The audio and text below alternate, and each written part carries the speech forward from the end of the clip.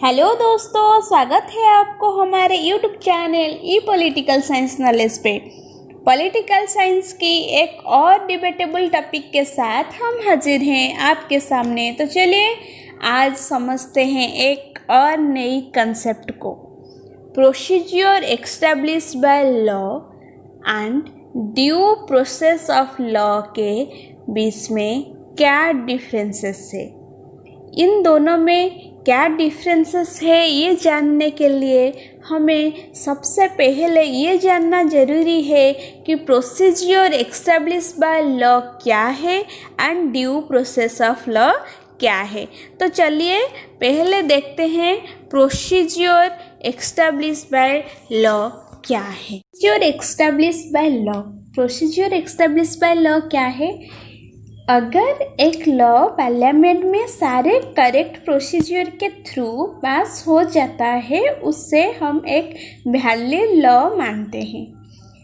अगर procedure correct हो तो लॉ वैलिड होगा। A law that is duly enacted by legislature by following the correct procedure is a valid law even if it is contrary to the principle of justice and equality।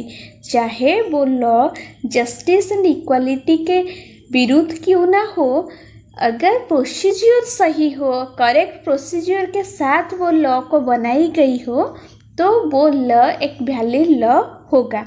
हम उस law को challenge नहीं कर सकते हैं। And in procedure established by law, it does not check the justness, fairness and reasonability of law। Procedure established by law में हम ये नहीं देखते कि उस लॉ फेयर है या नहीं, जस्ट एंड रीजनेबल है या नहीं।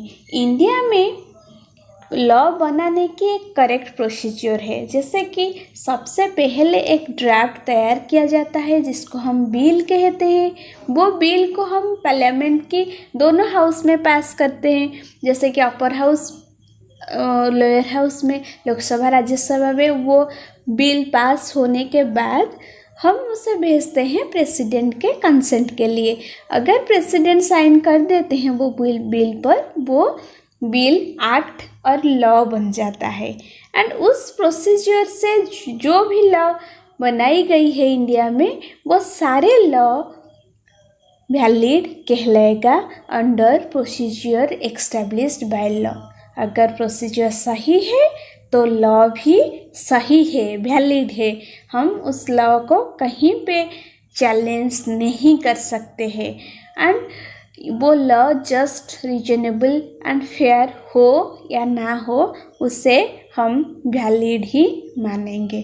ये है प्रोसीजर एस्टैब्लिश्ड बाय लॉ की कंसेप्ट। चलिए देखते हैं ड्यू प्रोसेस ऑफ लॉ क्या है।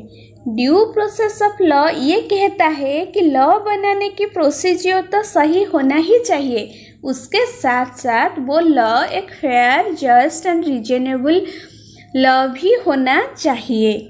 Because due process of law not only checks the valid procedure but also it see the law should fair, just and not arbitrary. अगर कोई भी law न्याय संगत और निष्पक्ष ना हो तो we can challenge the law in supreme court. If any law does not pass these parameters of justness, fairness and reasonability, the court can declare the law as null and void। अगर कोई भी law जो कि valid procedure के साथ पास हुई हो, पर वो जस्ट, फेयर एंड रीजनेबल ना हो, उस लॉ को हम जुडिशियरी में चैलेंज कर सकते हैं।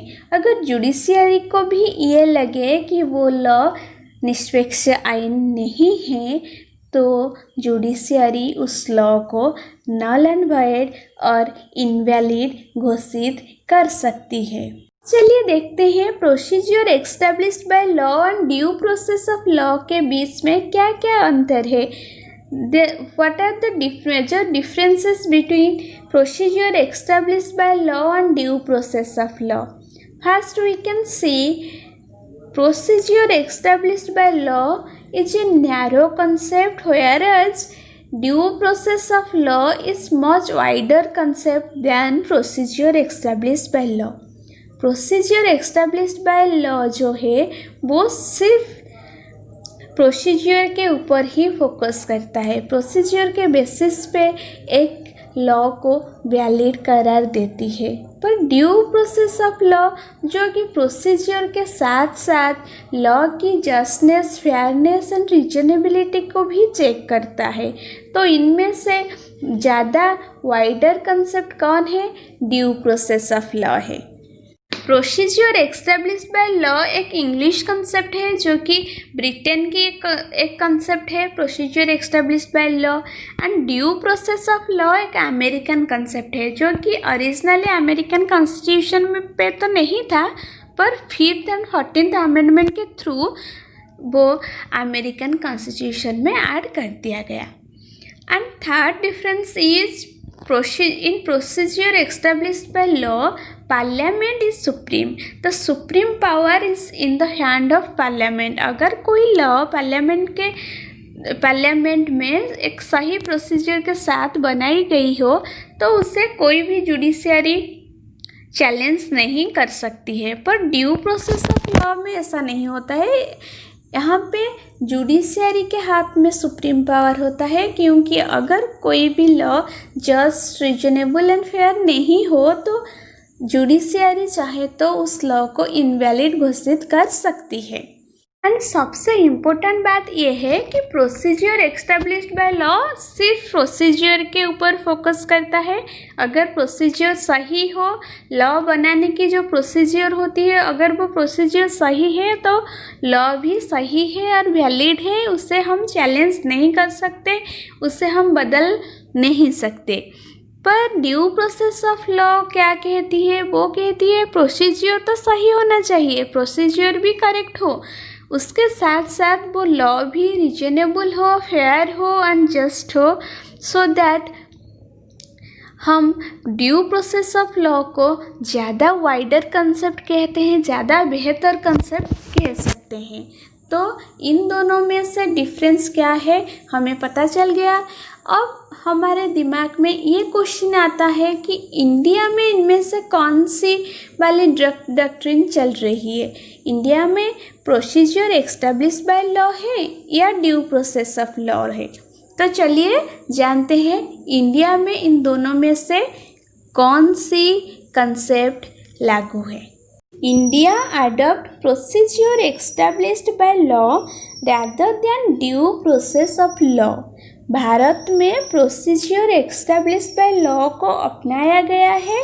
उसके पीछे एक रीजन भी है जो कि हम सुनते आए हैं। जस्टिस फ्रैंकफर्टर ने BN राव को ड्यू प्रोसेस ऑफ लॉ को अडॉप्ट नहीं करने के लिए एडवाइस किए थे, क्योंकि ये due process of law can put extra burden on judiciary because of its wider subjectivity. Though we are newly independent, we can't want to add this due process of law in our constitution। और हम संविधान में part 3 के बीच में जो fundamental right के बीच में हम आर्टिकल 21 में प्रोसीजर एस्टेब्लिश्ड बाय लॉ को ऐड कर दिए, जो कि ये कहता है कि no person shall be deprived of his life and personal liberty except according to the procedure established by law. ये जो प्रोसीजर एस्टेब्लिश्ड बाय लॉ है ये सिर्फ 1978 तक ही भारत में चला। उसके बाद एक लैंडमार्क केस आती है जिसे हम सब Maneka Gandhi versus union of India case 1978 के नाम से जानते हैं। ये केस 2 कॉन्सेप्ट को ऐड कर दिया इंडिया में। एक तो लॉ को सिर्फ प्रोसीजर के बेसिस पे नहीं, उसके जस्टिस, फेयरनेस को भी चेक किया जाएगा। एंड कोई भी लॉ नेचुरल जस्टिस के एगेंस्ट में नहीं जाना चाहिए। And the second principle is audi alteram partem. ये कहता है कि we should hear the victim also. ये जो हमारे केस में जो विक्टिम है उसे भी अपना पॉइंट ऑफ व्यू रखने के लिए हम देंगे एंड उसके साथ साथ उसका पॉइंट ऑफ व्यू भी हम सुनेंगे, जो कि नहीं हुआ था मेनका गांधी जी के केस में।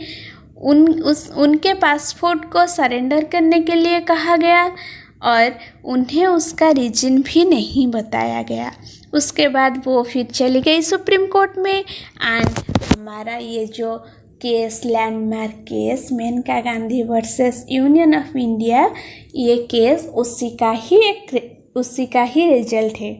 एंड ये लैंडमार्क केस के बाद इंडिया में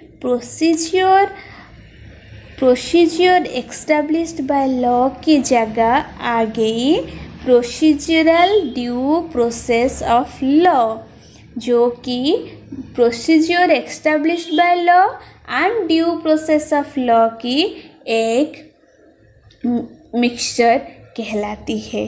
तो we can conclude with the view that India में सिर्फ प्रोसीजर एस्टेब्लिश्ड बाय लॉ नहीं है, इंडिया में both procedural established by law and due process of law लागू है। चलिए आज के लिए इतना ही, फिर मिलेंगे अगले लेक्चर में। तब तक के लिए हंसते रहिए, मुस्कुराते रहिए और पढ़ते रहिए। And for more conceptual and question videos, please like, comment, share and subscribe my channel so that together we can make political science more interesting.